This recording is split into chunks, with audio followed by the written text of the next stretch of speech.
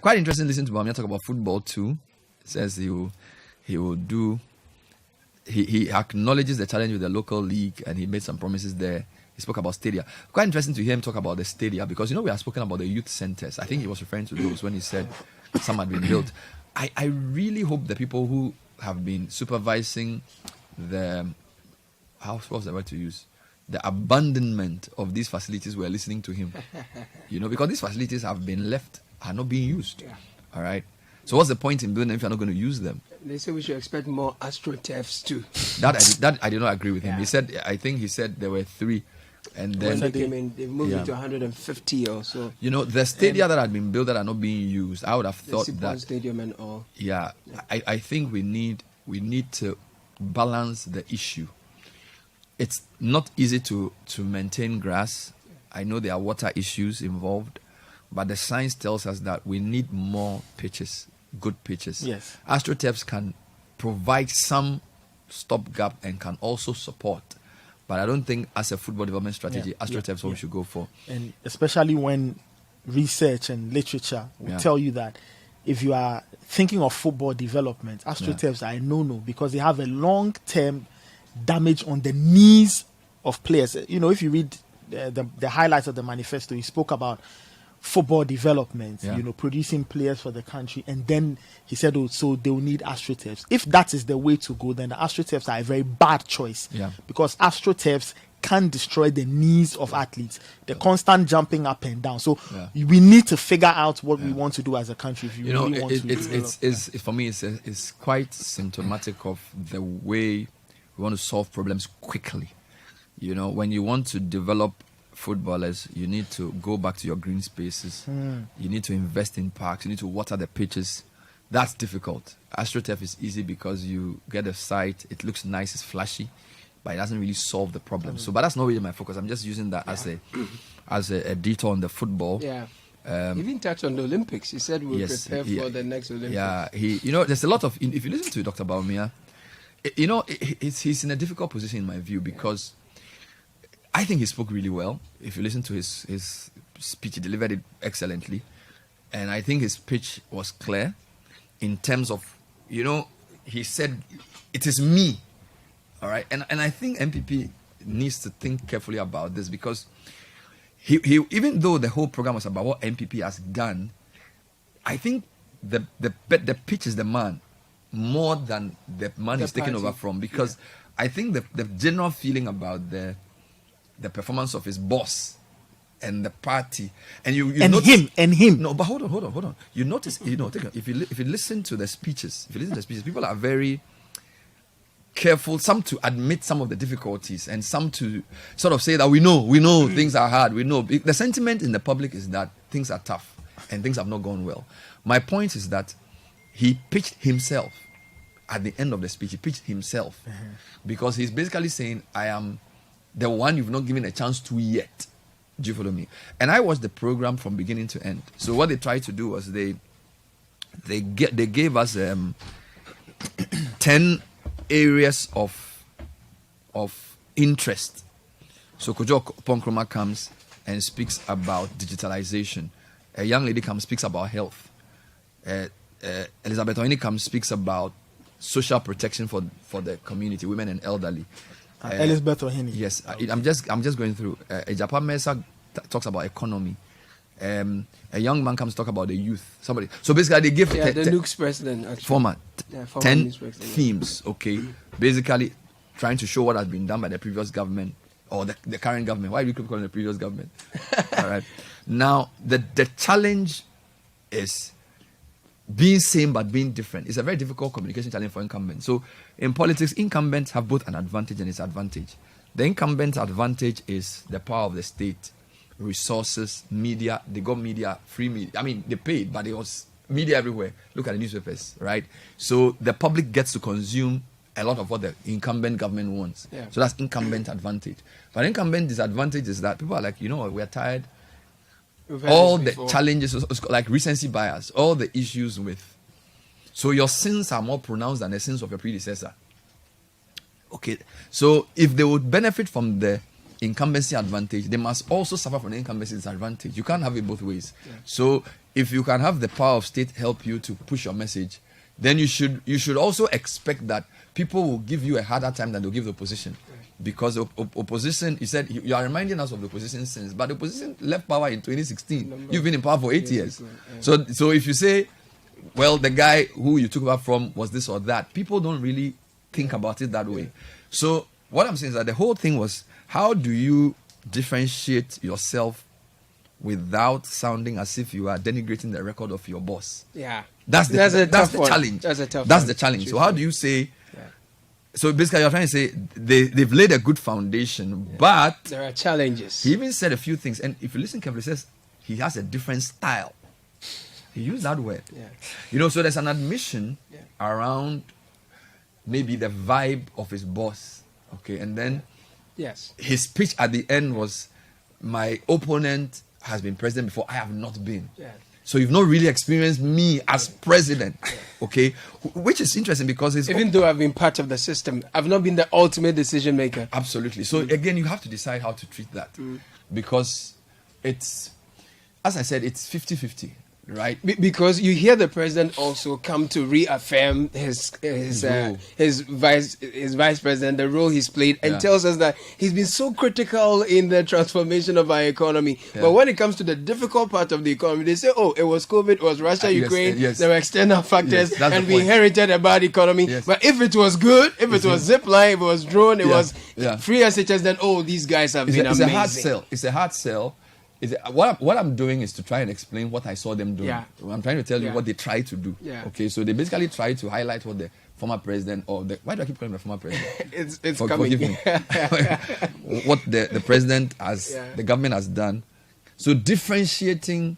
So which is why when I think Prince David said change is coming. Yeah, I don't know whether he was reading from the script. He stunned all of us because he sort of made a mistake there. So I think the Bawumia speech was, I think, the last 5 minutes of his, that he will be different. This is what he's trying to say. He says, I'll be different. But he was saying, I'll be different from two people. I'll be different from Mahama. But in a way, I'll be different from Kufuor. But he couldn't really say it the way. So for the people who work around him, the party people, the leadership, the kind of appointees you have, because he's told he's going to have how many ministers? 50. Okay. So, but his president, his boss, has had more than 100. Okay, so he's trying to tell you. His boss has had the largest number of ministers in the Fourth Republic. And he has clearly told us in some of his policies that he's going to do different things from what his boss has done, like the e-levy thing. That's what I'm saying. So he tried to. They sort of did all the NPP things, and then he read what he was going to do. But his what I'm trying to say is that from a communication perspective, his speech was about him. All right. Now we will deal with that later. The other thing that I found interesting was the sequence. Okay. Again, if you watch a program like this, and the parties are getting very good at it, so they will do a small documentary, like a 1 minute feature, different issues. Then they will play. They will do, and they did it well. They did it. They did it very well. As a production, it was very good. What worried me was why they didn't let Bawumia have the last word, and why they let Akufo-Addo have the last word. Because I thought, looking at it, I feel like, and forgive me if you work, I feel like it was anticlimactic in a way. Because like they started with the 10 people, everybody spoke. Then they got, I think, Penyon Makin spoke, majority leader spoke, Kufuor spoke. So I'm thinking that, okay, let the current president speak. So that his will be the last. Then yield the floor to the person you want to present to us. Give preeminence. But the way they did it, because when he did still Bawumia's shine, because he couldn't. But what I'm saying is that Bawumia took the thing to a crescendo. Okay, then. And then he came back and brought people. That's how I saw it. I don't know. Maybe. I don't know. Those who watch can tell me. They said Dr. Bawumia in particular said that his top major priorities or concerns from their conversations with everyone was cost of living, jobs, and roads. And Bernard, I was trying to put myself in the shoes of but is that correct? Is that correct? Cost of living, yes. Jobs and roads. That's I think true. fairly, yes. Because that's cost of living, we all feel it. Jobs, and I'm going to talk about this very briefly. On Saturday, for example, right? There's a shop at Adringa now. I usually go there once a while when they do sales. And I noticed they had opened shops around. So there's one at Dansuman, Osu, Hacho, and even Kumase. Now, when I went there, I was lucky to meet the boss. And he told me that he had opened 5 shops in the last the last time I went there, but he's had to close 5 of them. So he has just 3 running. He's still thinking of closing the 3rd one and leaving just 2. Now he gets his stuff from the UK, and in the last 10 years, some of the stuff he bought that were £10 are still £10. But when he brings them here, Ghanaians are not able to buy as they used to because our purchasing power has gone down. Depreciation is a big thing. So I was wondering how someone like that will be consuming what he was listening or what he was hearing from Dr. Bawumia. Because for every shop, if you had 2 salespeople and you've shut down 5, that's 10 jobs gone. It's serious. And I think, so this is the way I see it. The cost of living, correct. Yeah. Jobs, correct. Yeah. Roads. Correct. What I'm not sure of is if they admitted the cause of those problems. I think that the problem is that you can say this is the problem, but what caused it? They are selective in apportioning the blame. That's the thing, and I think that's where they lose many people. Where you say we understand the cost of living is high, but it's high everywhere, or everything was going well until COVID came, and Russia, Ukraine added it. Yeah, but which for me. It's not tenable. You can't it won't stand. Okay. So it's like they did their job halfway. You admit that people are suffering, but you don't tell us or admit the full cause of it. It's almost like it's an external cause. All right. I think many people will challenge that. And also the other disconnect is if you look at there's so many good promises. But you see, these promises, it's almost as if he and his boss are on a different tangent. Because it seems as if, okay, why can't the promise be started now? Or why can't you do it now? And I know you can't do everything now, but for example, we talk about taxes, flat tax. Yeah. We just had a budget that was read like a month ago, okay? I mean, he's identifying all the problems that people have raised in the economic management and he's proposing to do it when he comes.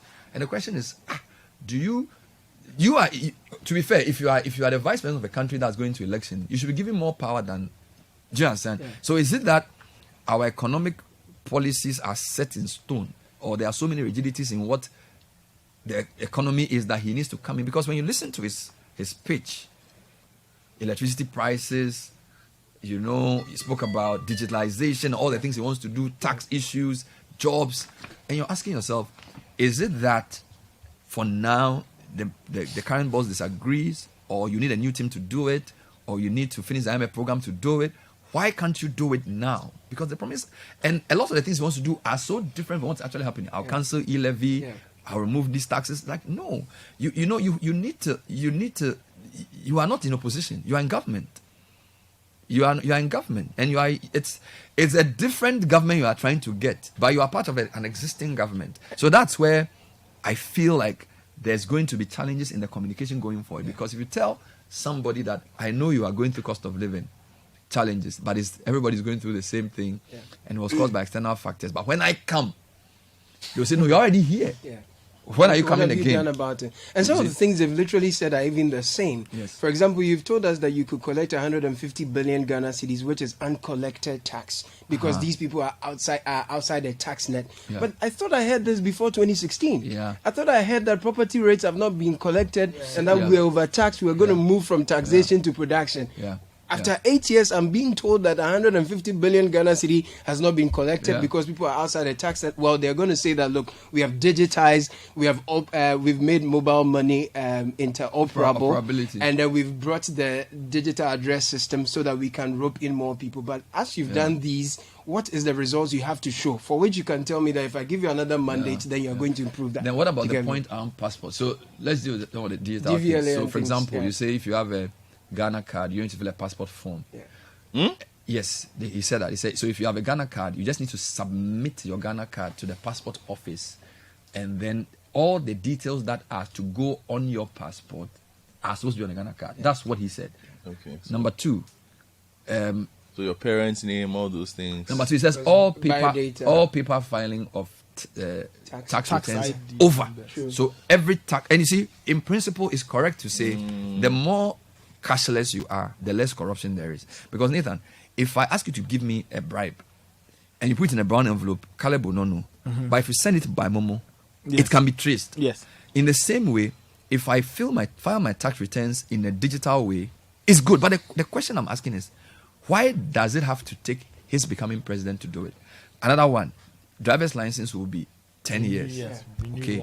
This one can be done before. That's my point. So a lot of these, a lot of these what are you things, waiting for?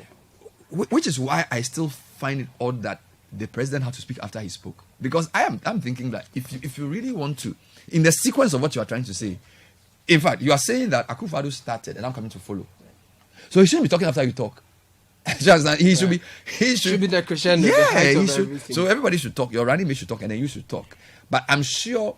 And the other point I noticed again, as I felt like typically in the past when parties are doing programs, they talk about their opponent a lot. Yeah. But I didn't hear a lot. They kept saying my opponent. I didn't hear his They didn't mention Mohammed's name. I think they didn't want to give him free publicity. Yeah. They didn't My mention opponent. NDC. They just kept saying the alternative or my opponent, which I thought somebody planned. I think the only two people who spoke a lot about the position or a bit was the current president and the tourism minister too did that briefly. in interviews. No, I'm talking on the stage. On the stage, right? So the vice president or the running mate he did said a few things, He did. and maybe majority, He did. I think Chairman Sabonsu, but you could tell that, and you see, sometimes you can assess the size of a person by what is not said. So I feel they felt like, look, Mahamad's name is becoming, I don't know, we don't want to use our platform our big day to give him mileage. mileage. So you notice that even all the people came to read the manifesto, the scripture stuff. They did not mention Muhammad. They didn't mention the NDC. But let me ask you though. Yeah. At the time where we say that we don't have enough money, we are trying to raise more money. Is it a prudent thing to give paramount chiefs living allowance? What's that about? You see, the problem with manifestos is that it's not a prudent thing, and a lot of things are not prudent. In fact, a lot of our problems in Ghana today are because of manifestos. Now, one of the things we need to do as a country is to define what a manifesto should be in relation to our development goals and aspirations. Yes, to vote for me, you need to tell me what you want to do. I think as a society, we should agree on the what so that you come and tell us the how. Do you get it? Because, you see, we all want a well-educated citizenry. What path are you going to use to achieve it? But if manifesto become a list of what's, that's what drives us into having ministries like special developments, which are new but have a bigger budget than 3 existing ministries like Agric. That's what leads us into projects like 1D1F, where you have a lot of noise but don't see a lot of effect. So, generally speaking, I'm wary of manifestos because, you know, the populism around campaign drives these manifestos as against the realism. Because if you want to do, like if you ask people to draw a development plan and you look at the direction of state policy, it's a more sober process in my view. The manifesto is tinged with a lot of euphoria and just, it's very like... Vibes. So yes, so it's like, Charlie... It's giving. You know, like they say, NDC has stolen our idea, MP has stolen our idea. So it's more like who can outpromise. And I don't think it works for the democracy to develop into... Because here we are talking about fiscal discipline, and which is ironic, right? So you spoke about he's going to ensure fiscal responsibility. If you take the 2016 manifesto, it was there. 2020 manifesto was there. To have 2024 to back say, we are going to have the fiscal rule. Fiscal rule has always been there. It was suspended. We are going to have a fiscal council. It's always been there. We are going to go back to fiscal responsibility. Well, the reason you're not able to do fiscal responsibility is that you are over-promising. Okay, and the kind of things you want to do, and you are attaching cost to it. It's for me, it doesn't sync with the so-called macro stability and the fiscal discipline that you need. But don't worry, when we come back, we'll play you some highlights of the event, and then we will get your own comments as listeners and viewers. Did you follow the program? Let's hear your thoughts. 054-998-6996. Godfrey calls it Bawumia's Day in the Sun. Bawumia's Day. Is that a headline he would have given? Bawumia's Day in the Sun. Yeah, that's the headline again, but nobody chose that. They said Bawumia means business. Now, let me take you back into the program, some highlights of the speech. I think this is the pitch. This is what I call the pitch. Right. At the end of the speech. I make a firm commitment to sustain and expand the rebounding economy to address the problem of unemployment. To the Gen Zs,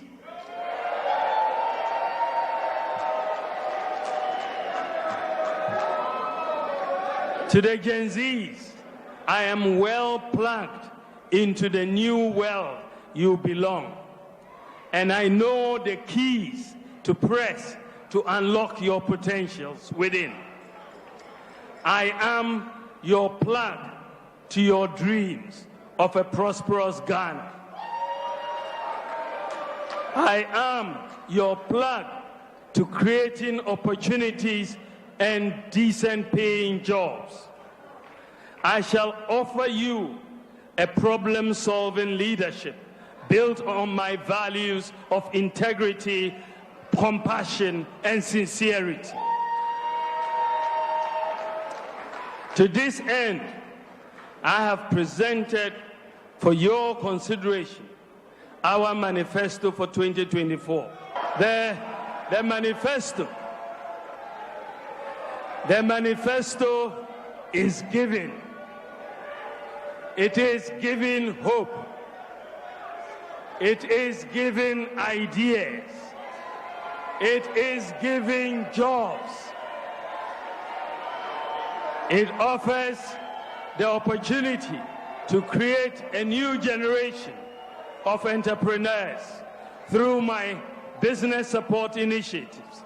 It strives to make Ghana a fully digitalized nation in which you are able to access public services with ease.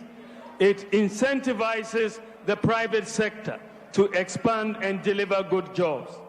Ladies and gentlemen, I believe that as Vice President, the policies I have championed or initiated have impacted or will impact the lives of virtually every Ghanaian.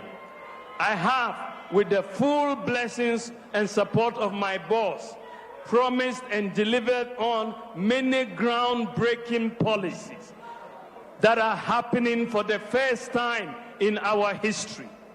These include championing the Ghana Card, Agenda 111, e-pharmacy, Ghana.gov, one constituency, one ambulance, Zongo Development Fund, paperless ports, motor insurance, database, renewal of NHIS on your mobile phone, Ghana card number as your TIN number, SNID number, NHIS number, zip line, delivery for drones, gold for oil, gold purchase program, and so on, and so on, and so on. Ladies and gentlemen, through the successful implementation of these policies, I have proven to be a problem solver and a promise keeper. Ladies and gentlemen, in conclusion, the choice Ghanaians face in 2024 fundamentally is a choice between a brighter future and a bleak past. As I noted in my presentation at UPSA in February, we have to ask ourselves a number of questions in making that choice. If you want someone you can trust to come up with innovative and impactful ideas to transform Ghana, then it is Dr. Bawumia.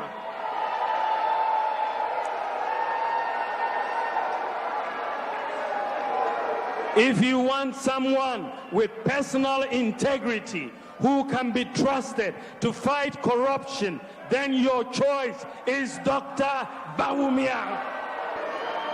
And if the person you have in mind is someone you can trust to work tirelessly and selflessly for Ghana, then it is Dr. Bawumia.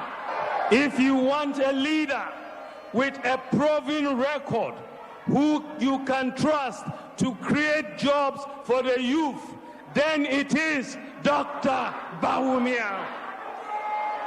If you are looking for the man who has the vision and the commitment to prepare Ghana for the fourth industrial revolution, the digital revolution, then it is Dr. Bawumia. If you are looking for the man who is more committed to protecting and using the natural resources for the benefit of Ghanaians, then the answer is Dr. Bawumia. Who will be more accountable to Ghanaians? A one-term president like my opponent, or a person who can look to a long-term development of Ghana, because he will return to you after 4 years to render an account for the long term? It is Dr. Bawumia. Who can you trust? Who can you trust to protect free senior high school education? The answer is Dr. Bawumia. Who has demonstrated to the development, who has demonstrated a commitment to the development of deprived communities like our inner city communities and the Zongo communities? It is Dr. Bawumia. Who can you trust? Who can you trust to provide bold solutions to improve our economy, create jobs, and improve social protection? It is Dr. Bawumia. Ladies and gentlemen, I am determined to make a difference, a positive difference. I am determined to use the experience I have earned over the last 7 to 8 years, from the challenges and the priorities we have tackled, from the successes we have chalked, to the hard work to succeed with you on the priorities that I have laid before you today. I will work for you, with honesty and integrity, with wisdom and decisiveness. I have clarity of mind as to what I want to do from day one as president. I will not ask you for a honeymoon to cool off and think about what to do with the responsibility you give me. I am prepared and ready to serve. You know what I stand for. You know my vision. I believe in the ingenuity of the Ghanaian. Together we can succeed in building a progressive society of possibilities, enterprise, compassion, open opportunities, and shared prosperity for every Ghanaian, born rich or poor, born in the north or the south, born Christian or Muslim, born a girl or a leper or a boy, a leper or a disabled person. I have never been president of Ghana before. I am presenting myself to you for the first time to ask for your precious vote to serve you as your president and to continue the development agenda of the NPP. When you make me president, inshallah, I will implement my own vision that I have outlined. In all humility, I will ask you to give me the opportunity to become one of the most impactful presidents in Ghana's history. In conclusion, dear Ghanaians, what I have presented today are just highlights of our manifesto. There are many more details and policies that are found in the full version. I implore you and entreat you all to read the full manifesto. This manifesto we are launching today is a manifesto of hope, a manifesto anchored on bold solutions to usher in the golden age of good governance and accountability, and a manifesto of possibilities, focusing on quantum leaps in jobs and prosperity. Our positive mindset is built on a strong track record of innovations and achievements. Unlike our friends who regard every life-changing policy proposal as impossible, we in the NPP see possibilities. We innovate, deliver, and prosper. I mean to deliver for you and your family, for your future, for your business.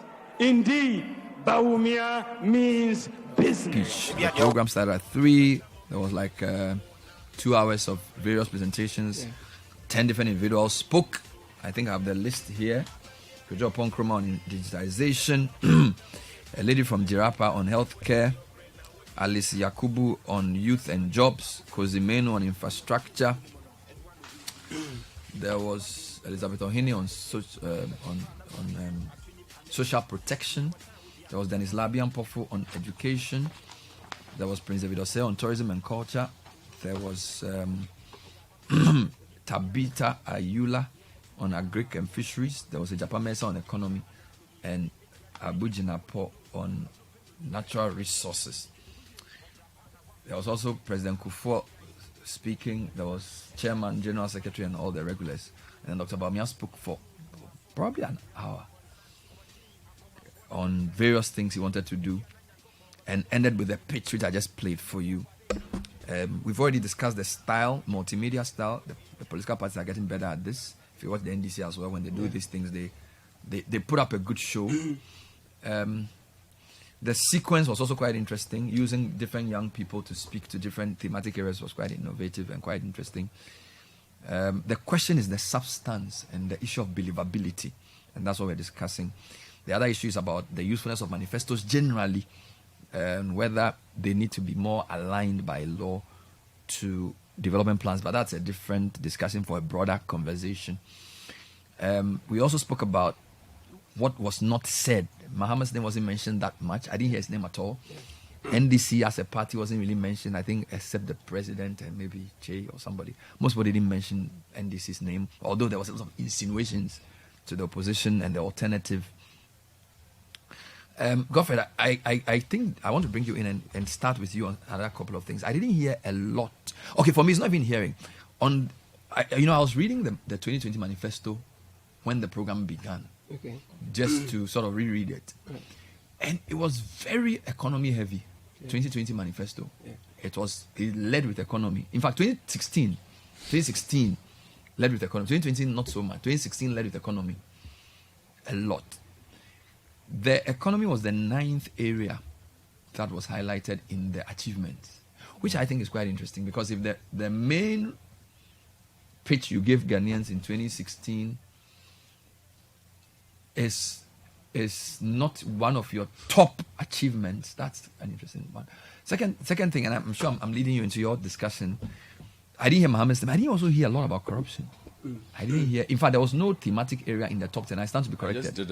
I think I just did a search. Was there a top 10 on corruption? Corruption is mentioned 3 times. So there was no in this presentation on corruption, like on the areas. Yes, in the highlights, it's mentioned 3 times. Which the word corruption appears just 3 times out in the 44 pages. Wow.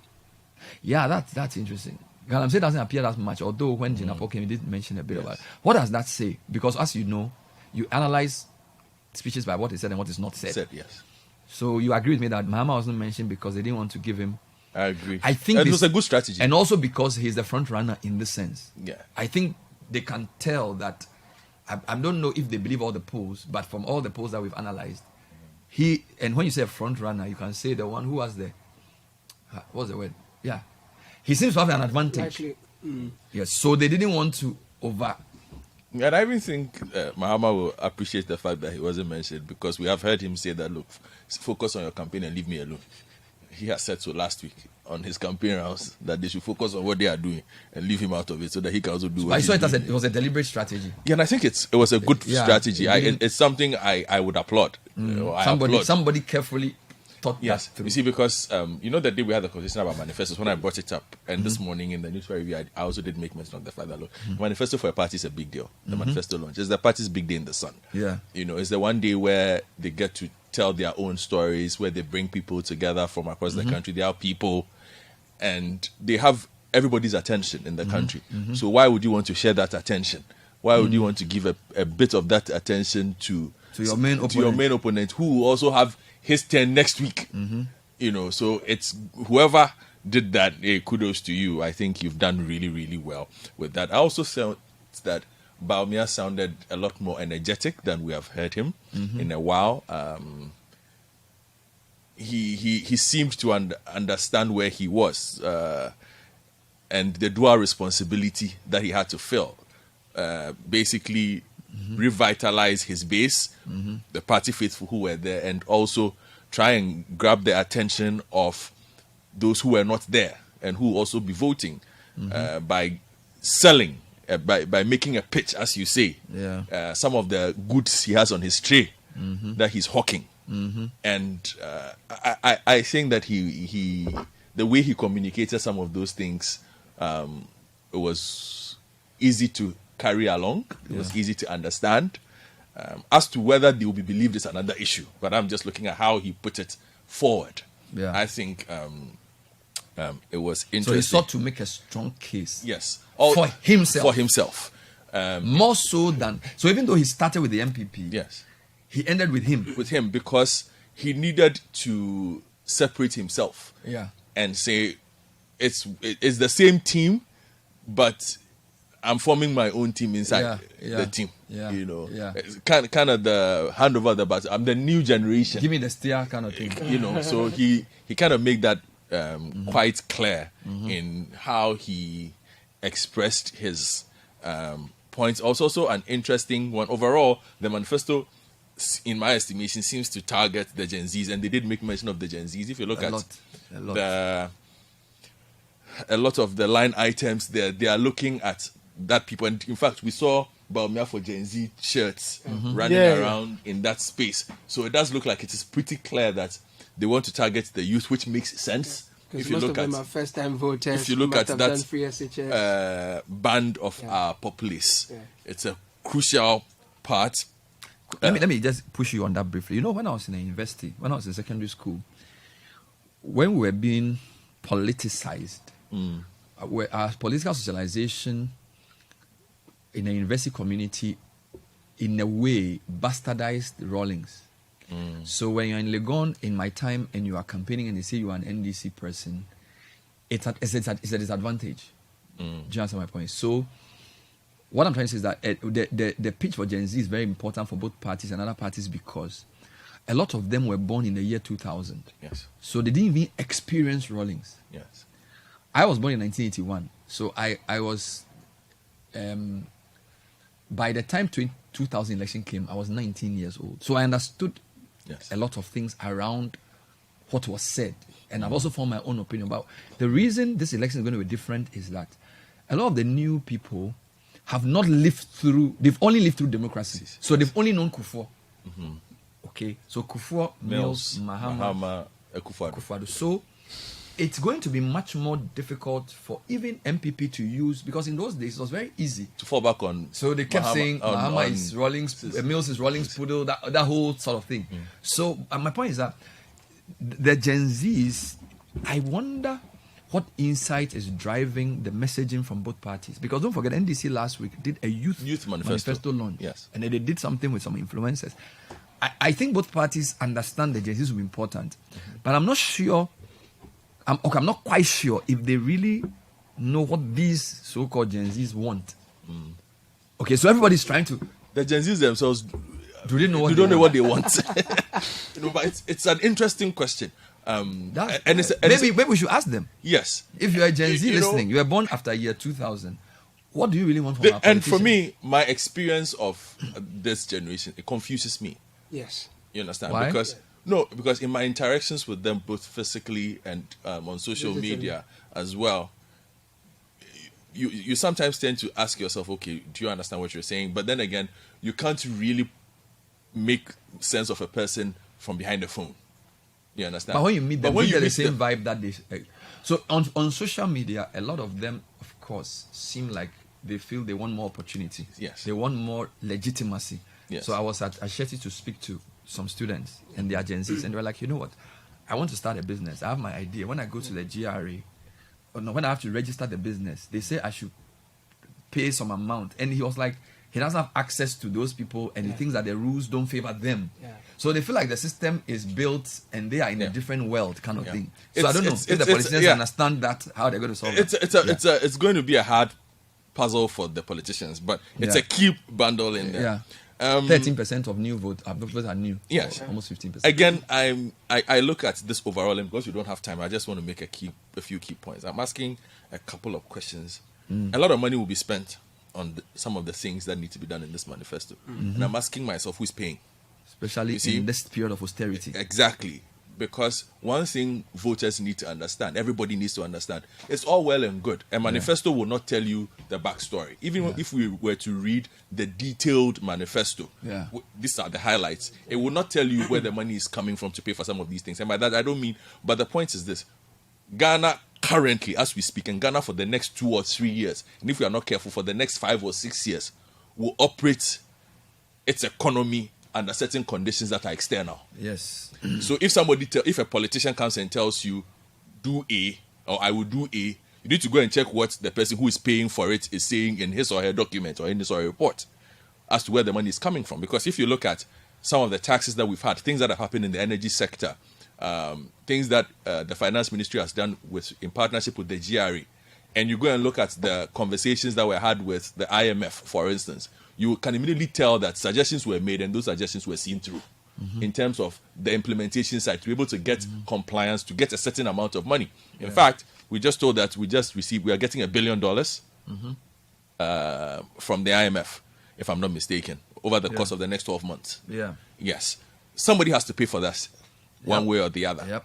So the big question I'm asking is all well and good, but under these conditions that we are in, how are we paying for these things? And I think as the conversation goes on, and we have a chance to ask Dr. Bawumia more detailed questions that off a campaign platform where he's allowed to say some of these things without pushback, he must tell us. He must now explain how he's going to do it. Because, for instance, he makes mention of we're talking about expansion of energy sources and all those things. 2,000 megawatts of solar. It's fine. Who's going to pay? Yeah. Somebody has to pay. You see, here's the thing. Because to even get to the point where you pay the flat rate, that means that we should have paid off the initial investment. Yes. To pay off that initial investment means taxation somewhere. So where is that money coming from? It's a question that I think the manifesto will have to answer later on. Yep.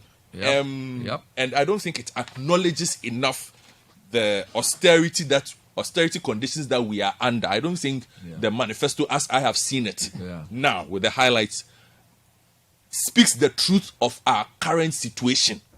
You see, because the truth of our current situation impacts whatever decision. There are very few decisions or promises that you will be able to make and say that you will execute and implement outside of the current conditions that you're operating under. Yeah. You are doing DDEP. Yeah. You are shaving people's hair, doing all kinds of things. Yeah. You cannot then turn around and say, I'm going to do this. Every football club will get a bus. We'll get a bus. Somebody's asking why. You build 6 more stadia. You build a 2 billion. Questions will arise from that. Let me develop that a bit. I don't think the program and the manifesto acknowledges enough maybe they do. Let me put it differently. Okay. I think they are trying to hurry the recovery. You can't. They are trying to hurry it. You see, they are in a hurry to say we've turned the corner. They've said that already. And he did mention the rebound. Yes, and I'm saying that the reason we got into this mess was also not being patient enough to acknowledge the truth early. When we were told to go to IMF and we said we would not go, and we said E-Levy would do it, when we were borrowing and people were cautioning against the increased appetite for a certain kind of commercial debt, and we didn't listen. Okay, so I think that acknowledging the truth in economics will save you a lot of problems. So some of the solutions seem okay, but if you don't acknowledge the gravity and the seriousness of where we are. So, for example, inflation has reduced, but inflation's reduction, in fact, for the past 2 months, some of the reduction was based on what is called a base effect. Because don't forget that the previous year inflation was very high. Yeah. So if you had an inflation reduction by base effect and you keep saying, well, we've halved the inflation, your original inflation target was below 15. Yeah. You are still in 20.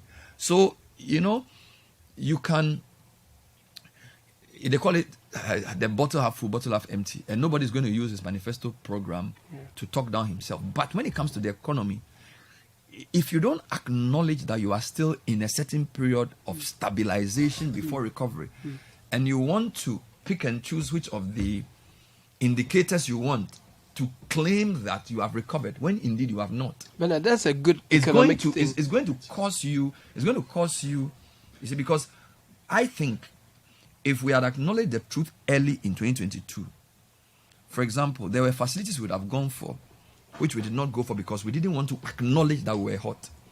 In fact, I tell you this, as one of the key people who covered the decision to go to IMF, I think the president was surprised when the real facts on the economy were told to him in that July of 2022, when he then directed the information minister to issue a statement to tell the whole world we're going for IMF. I'm sure he was shocked because a few weeks earlier, the tone of the government on the economy was very triumphant. Do you follow me? So I am saying, even if it's a manifesto launch, yes, there were muted admissions around things that are hard and things. But you see, the reality of where we are economically and what that 2.5 years has done to people, there needs to be a better acknowledgement. Number two, there needs to be a more clear way out. I understand the gold, domestic gold purchase program. I understand it. Where you want to build up your gold reserves. We did a whole show on it. The IMF doesn't really agree with it, but I think the government should persist. They shouldn't listen to the IMF on this, right? They should do it persistently because gold. So this is basically what it means, and I'm diverting. Basically, you see, if you want to show up your local currency, you can either buy dollars or build your gold reserves. Most advanced countries build their gold reserves. Why? Because you take the past 6 years, past 8 years, gold appreciation has been stronger than the dollar. So gold as a store of value is better than a dollar. So it's a good thing. It's called the optimal reserve ratio. We've increased it from 7 to like 24. They should continue. But whether that alone is the antidote, because don't forget, the vice president's major issue in 2014, 2015, 2016 was the economy and the exchange rate. Now, the gold reserve program is one way of building up your reserve, but that's not the only way. There needs to be a path around imports. There needs to be a question around retention of export proceeds. Yep. All those things, of course, I haven't read the full document. And I think we cannot gloss over them just because we are giving a good speech about the economy. The level of detail he went to in explaining our economic problems, I'm not saying there's no limit between digitalization and economy, but we need a more realistic admission of the problem and a more thorough explanation of the way out of this exchange rate problem, which has, according to Isse, led to job losses, strained incomes. I think it was last week's front page story that the exchange rate problem has caused a lot of unrest in the labor sector. So I don't think they paid enough attention to it, but I yield back to you. Yes. Also interesting for me is the promise of cutting 3% of GDP from government expenditure, 30 billion Ghana cedis, and redirecting it towards private sector provision of public infrastructure and services. I find that pretty positive if it can be done. So can you repeat that? The cutting 3% of GDP from government expenditure and redirecting it towards private sector provision. Did he say where he will cut it? No. That's what I'm saying. If we look at the full document, perhaps we'll get details. But from the highlights, I'm happy to hear it. Because maybe the proposed shrinking of the size of government could be a clue. Good point. And I'm happy to hear because this is the thing that both NDC and NPP have agreed on. Yes. Both of them say they can run the country with 50 ministers. Yes. NDC said they can reduce the side. They can take money away from the government to budget to support their policy it looks on like absorbing. It looks like on this point, Yes. everybody Academic has user agreed that And they will do then it. the push towards a buy Ghana first agenda. Yes. Correct. Again, it's good to type it, procurement. but the implementation of it is something very different because we know the power of the import cartel in this country. And the power of the import cartel tells on political campaigns. They are the largest donors to political campaigns. So if Bawumia can look at his sponsors in the face and tell them that we are not importing this percentage over the next couple of years, whilst collecting his money from them. There's a trick there. You know the trick. What trick? If there's a look, you see, the politicians are very smart. This is what they will say: we can use Ghanaian rice because there is. If you are doing, let's assume you're building. Give me an example of something. There are so many things we don't produce here. Yes. So the buy Ghana first will only apply to things that are produced here. Because there's no way I'm going to buy. Let's assume I'm going to. You understand? So let me give you an example. So if for example, Tropical Cable does electric cables. Yes. And Nexans as well. You can buy from Ghana as against importing from China. But if you are doing a one student, one laptop program and no Ghanaian company produces laptops, you have to buy from abroad. So the problem is not just saying you buy or procure first from Ghana. You must also build industries that can produce things that will be competitive. To substitute. Do you get it? So so it's easy to say, which is why I agree with you. It has to be something that you drill down and go for specifics. Because when you simply say, we will buy or procure Ghana first, there are so many areas where you can't procure Ghana first because Ghanaians don't produce it. So they will get away with it. I hope not, you see, because if they do it properly and not in this manner, which obviously will not be the correct buy Ghana first, that all Ghanaians are thinking, because this is supposed to stimulate us. And this actually could be part of the solution to our exchange problems, our foreign exchange problems, if done properly. Exactly. A buy Ghana first agenda is good. However, on a manifesto that is heavy on digitalization, I've been through it. Again, perhaps the details could help us because we are expanding the digital eco space. There is no mention of data cost. Yeah. Although there was something about phones. No, there is no mention of Internet penetration is what I heard. Yes, He did mention they are going that. to expand. Why is Blah, data blah, blah. cost important to you? But how are you going digitalize if to we can't? undertake the size of When data is digitalization expensive. when internet cost is the way it is and internet services are the way they are in this country at the moment? So that's the elephant in the room. It's the big elephant in the room, because if he does not address the cost of data, who are you digitalizing for? You are digitalizing to reach the common man. The common man can't afford the data.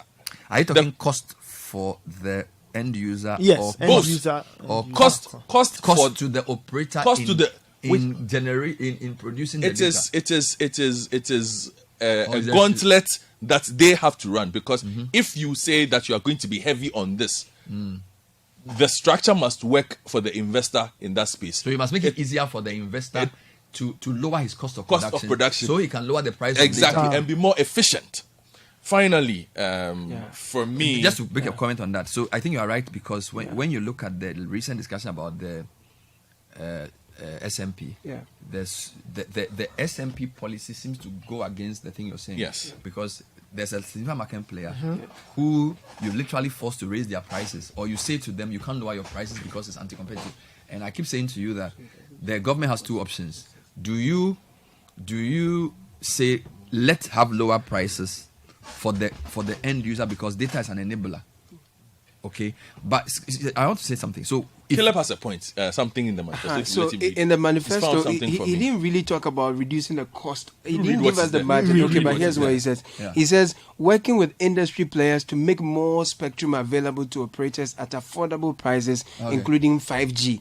And then eliminating import duties on mobile phones until manufacturing capacity is established. That's in the end Ghana. user. Exactly. So in terms of what Godfred is saying, that he didn't see a significant mention of reduction in cost of data. That's right. But what he offers here is to increase more spectrum to operators at affordable prices, which is including why 5G. interviews are So that important, hopefully because you can then say, okay, why do you have an SMP policy which seems to force the market leader to maintain or increase their price because you feel like it's not competitive, and the end user wants lower prices? How do you reconcile the two? That's a good point. And then 2 points, if you allow me, Bernard. Go ahead. Do I have your time? No, you have time. Go. Okay. I'm listening. The tax amnesty, there seems to be a heavy dose of tax amnesty.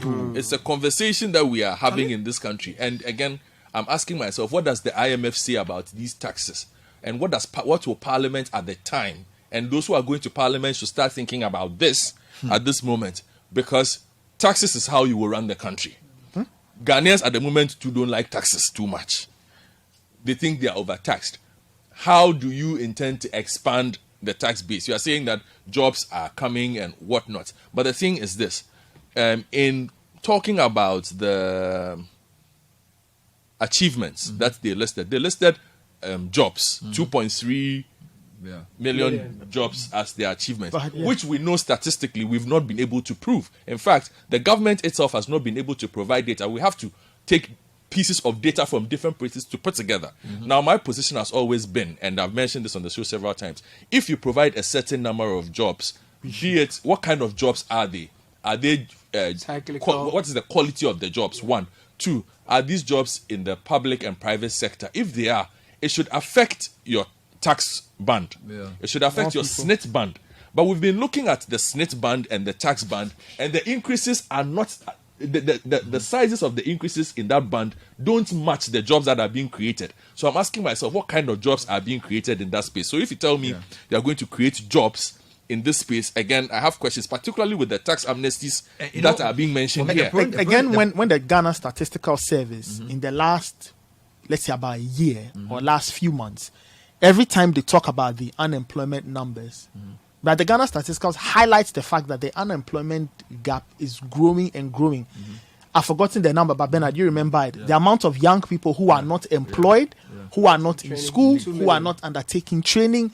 So it's the NEET figure vacillates. It's actually come down in the last time they measured it. It's now about 2 million. 2 million. But I take your point, because you see, in advanced societies, the unemployment figure is depoliticized. Yes.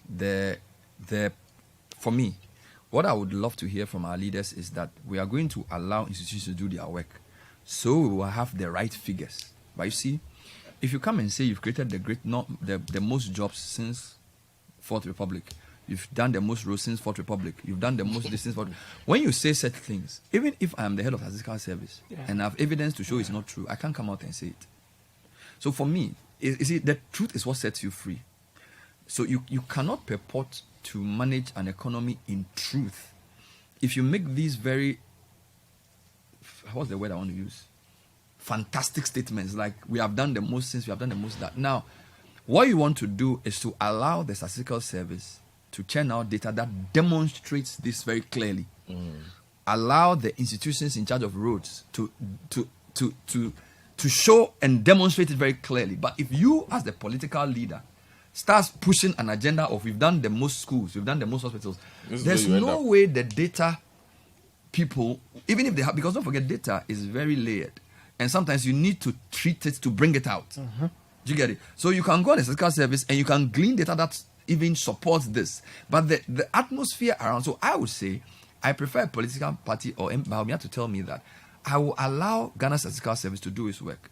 I will not politicize some of the things the BOG does. Because when you do it that way, even if I'm a governor, I'm under intense pressure. Because my data must match what your political talk. You are talking about fiscal responsibility. Look at the amount of money the BOG was forced to print to support government in the 2023-22 period. Do you get it? If institutions are not allowed to work and we politicize the outcomes, the most jobs, the most roads, the most hospitals, since independence, we've built the most libraries. Politics is okay, but trust me, nobody is protected. If you cannot trust your institutions to do an independent job, you will not have the facts that you need to manage the economy properly. If all the people working at GRA, BOG, GSS, all of them become political foot soldiers, that's not going to help their country. Because you need a reality check. There must be a place where the politician goes to face reality. He goes to the altar to say, oh, by the way, what are the unemployment numbers? In the US of all places, all their things they do. Trump can say what he wants to say, but we know how many jobs were created last quarter. Because the Labor Statistics Office, do you get it? They are not there to serve the interest of Trump or Biden. We have to aim to get there. And this is a very important point. Otherwise, we can never get to the reality of addressing the key issues, because the politicians always want to push a certain narrative to fit their political interest, and that doesn't help the country. And quickly on the tax amnesties, I think we have a Tax Amnesty Act, 2017, Act 955. Is he amending it? We need some clarity on the tax space. And then finally from me, on the boost sports, creative arts and tourism, that's my zone. There are some interesting things.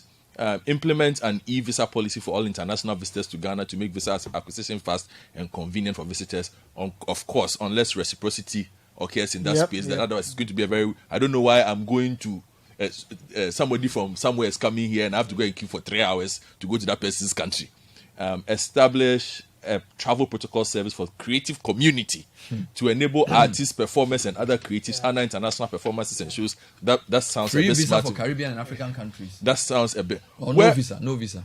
The mention of an operation, Olympics glory, and those things. I just think it's a populist position on the matter, and I'm slightly disappointed. By the way, the Tax Amnesty Act has expired. It's expired. Yes. Okay, thank you. That's why they are coming back to it. That's why it was not mentioned. Asamoah was chair of this.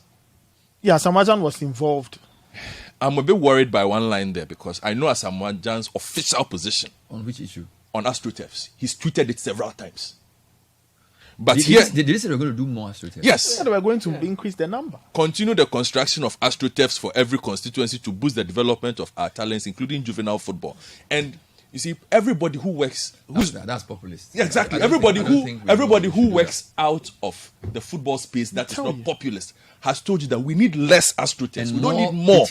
We need more proper pitches. And by the way, they've built new pitches in the youth centers and they are not using them. You see, again, so for Team Bawumia, I know you are listening this morning. The reason why we are saying we want less AstroTurfs is this. The AstroTurfs you are talking about actually does not help in the development. One, it limits access. Access is the most important thing. Only those who pay at grassroots. So only Dadabi kids who belong to academies can play. Exactly. All the boys in the communities, inner cities cannot get access. If you build an AstroTurf that is locked, when the kids want to play, they are doing wedding on it, or there's a funeral, or there's something on it. Where should the children play? So you realize that a lot of times where these AstroTurfs are located, there are a lot more games that happen on the pavements outside of the AstroTurf than on the AstroTurf. Meanwhile, the AstroTurf is locked.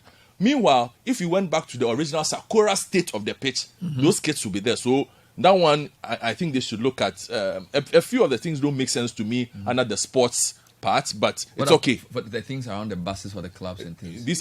How are you buying buses for professional football teams? It's populist.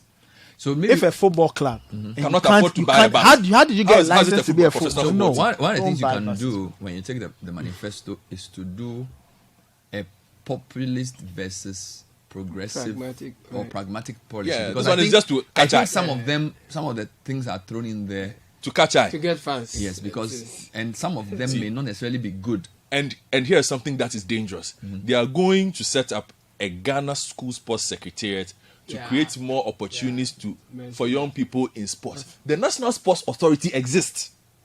So they are going to build the Ministry of Education has a sports secretariat. So what are they going to build now? Last 2 weeks when we spoke about this, I told you about the need to find a better collaboration between sports and education. Maybe that's the answer. Is the formation of a new body called Ghana Sports Secretariat. We don't need it. That's what will answer the question you asked. Straighten up the existing facilities. And the last one they spoke about, you see, everybody keeps talking about, we already did the constitutional review. Yes. The fact that you did not like its outcomes does not mean that we have not done the constitution. Everybody keeps, all the manifestos, all the people, politicians are pretending as if we have not done a constitutional review in this country. In fact, we in the media have supported this by enabling a so-called review of the review has been happening. There's one that's going on with Chairman's and the rest of them. We should not even be supporting it, in my opinion, respectfully. Because I think this is a problem. Every president I think the current president didn't agree with the approach. Okay, so if they do this review and another president doesn't agree, what happens? So that's what it is. It's merry-go-round. So it's like Jaskele or something. So you see, the real problem Ghana faces in relation to these issues, consensus building on some. This is why I say to you, a manifesto should be a path to the how, not a list of words.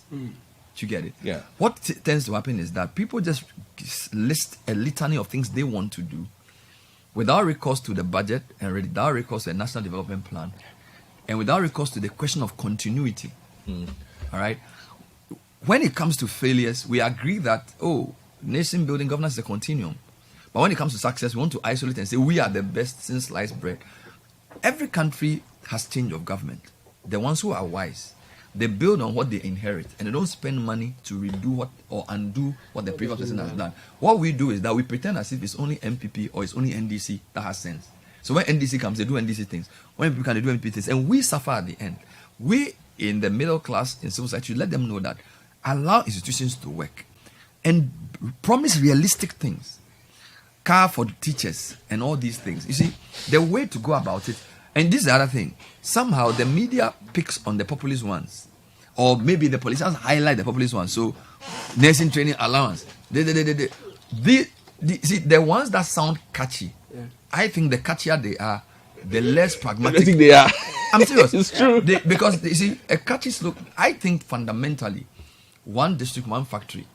Sounds very good. But for me, when I studied German industrial development, I don't think Germany is the world's, before China became the world's factory, for export industrial development model. Yeah. Germany start by adding value to food, to raw materials, and then build machines and cars. They didn't do 1D, 1F kind of thing. So I'm coming. I'm just trying to say that we must not allow populist slogans to cloud sound judgment when it comes to economic policy making. Because the populism will get you the ballot and the vote, but it will not deliver the result. That's the issue. And there's one bit of dissonance here. We are starting an Operation Olympics Glory program, dedicating resources towards the preparation and readiness of athletes to the 2028 Olympics in Los Angeles, USA, including where necessary, targeting specific sports for medals. If I go through the things that they are doing for the sports, so establish a sports development fund to develop sports infrastructure, talent, and grassroots sports programs, including the football seems to get mentioned a lot. Yeah. But the Olympics glory, is it football we are going to play? What are you saying? What's the infrastructure for the other sports? So football gets more mention. Football mentioned. We are building a 5,000 seater capacity standard stadium. I'm sure they might tell us that there will be other sports there. Okay. Yeah. So but details. Football is where we have competitive advantage. Yes. So football is the passion of the nation. But Operation Olympics glory, we are only going to win gold medal in football. Is that what they said? I'm just saying that if you spend more on athletics, table tennis, tell us. I would have loved to hear. Well, as I said, there's a bigger document. Top 5 sports for Olympics glory are, where then you can say, to get us to Olympic glory, we believe athletics. That would have been interesting. So maybe I'd love to engage them a bit more. But I have the full document. Yeah, send it to me then. The full document is 260 pages. Which is why I hesitate to make conclusive comments until you have. You've read the full document. We have mentioned what was originally shared was 44 pages, which is like the highlights. But when you go into the 260 pages, it does give a bit more details around the questions you have asked in the sports and other areas. So we'll read some comments on this. But just to chip in a very quick one, why also both parties or candidates are all promising to abolish betting tax? And one, you say that you're going to widen the range of tax. You're going to reduce the tax burden in some way. But the betting tax, you want to abolish it. Because a nuisance tax. The betting. Yes. You see, so this is okay. It's a sin tax. A sin tax is a tax on things we consider to be social vices. All right. So I think that people put the betting tax there inherently want to discourage betting. But I think that the two people who are running for office are targeting Gen Z votes. They are plugging into Gen Zs. So Gen Zs are betting. So they seem to be doing what you've just said. But I think that there's a reason for putting that tax there. So even though I don't like a lot of taxes, my view on his tax is that he has a lot of tax proposals for both import tax. And again, we just read a budget. So is it that there are rigidities in this budget that prevent him from implementing some? Or his views on taxes were not taken by the government? Do you understand? That's a very important question to answer because he says e-levy will go. A lot of his tax policies, he wants a flat. In fact, the effective VAT now is almost 20%. He doesn't agree with that. But why? So does he have to wait to win power to do it? Or can he use his influence as probably the highest level economist in the government to say no? Or him telling you that he never had influence? For example, I think the current vice president is a higher economist than the current finance minister. Yes. In terms of his experience. Both of them have PhDs, but I think he has more experience. So he should be able to say, bro, this thing you are putting in this budget, okay, fine. He's promising what he will do as president. So maybe the overbearing influence of the current president is on. But these are questions that people will ask. That if this flat tax is such a great idea, and you've been head of EMT for 7.5 years, why are we waiting? Because the premise he gave was that you look at what I have done to see what else I can do. Yeah. And the argument is that a lot of the things you say you want to do, you could have done. Yeah. So do we need to wait for you to get the steer to do it? Does it mean that you and your boss disagree on this? Because the idea seems very common sense. Yeah. So why are you not implementing it now? That's the question that has to be addressed. 40 minutes past 9. Okay. Let's read some comments. Okay. Let's run through some for us quickly before we have some two very important interviews. Okay. Bernard Aaron Babako Kokomisa from Accra says, good morning to you. The relevance of the manifesto lies in the fact that it helps to differentiate the NPP from other political parties and allows voters to make informed decisions based on the party's policies and plans. It also serves as a tool for holding the NPP accountable if they fail to deliver on their promises once in power. Florence Greta State High CBS team Bawumia should have had the last say on the day. Absolutely right. He shoots us to the sky and his boss throws us to the ground. Florence says that. Jones of the boy, good morning, Bernard. You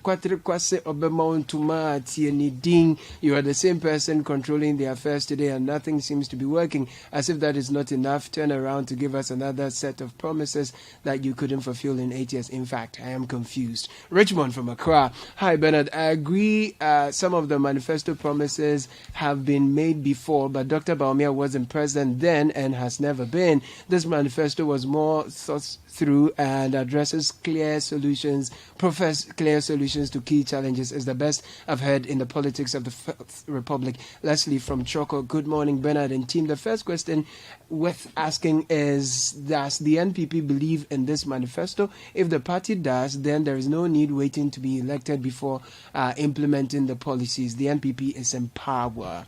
Nana Ofosu Apea. Good morning, Bernard and team. I could not listen to the entirety of Bawumia's speech. Did he make any comment on whether he supports the constitutional review effort? I think we've answered this earlier. Mrs. Hatcher from Kaswa. Bernard, you guys have answered it. It be like, say, you won't tell me another story away, yo. Babamu from Tamale. Bernard and team, I think yesterday NPP's manifesto launch was superb. DMB was able to elaborate his vision and both solutions to Ghanaians. Indeed, Bawumia means business. Kwame, good morning, guys. That's why I like Godfrey's analysis on policies and politics. Very deep. But how about manufacturing and production? They seem to be quite down on that. Bernard, you've made me think of how RLG might have been developed by now to be used for same purpose of distribution of laptops to students. Maybe they would have been producing right here in Ghana by now. Not only RLG, but similar ones that were brought down.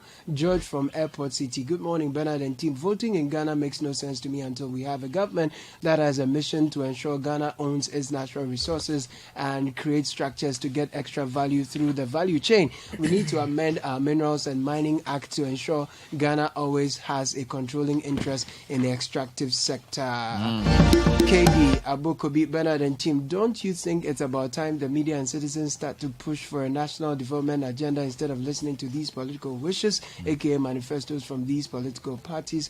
Hashtag abolish party manifestos. Bernard, who is sponsoring the campaigns of the two major political parties, so that at the end of the day we have wonderful manifestos? We've seen these before, but you get to know that the economics becomes different from the politics, so that those who are controlling, those who are providing the money for the campaign and all that, become the decision makers. So a candidate may promise A, B, C, and D, but they get power and they find that some of their promises are contrary to the agenda of those who sponsor them. And you see this every election year, that those in opposition run a very lean campaign, and then those who are in government run a very lavish campaign. Where do they suddenly get all the money from? Who is sponsoring all these flashy things we are seeing? Incumbency. There's money. That's what happens. So you have the advantage of our system the is a state very machinery. interesting system. All right, 18 minutes past 9. Real good questions, Caleb. There are so many opportunities to discuss the details of that question and also the manifesto. Don't forget, we're just focusing on some highlights.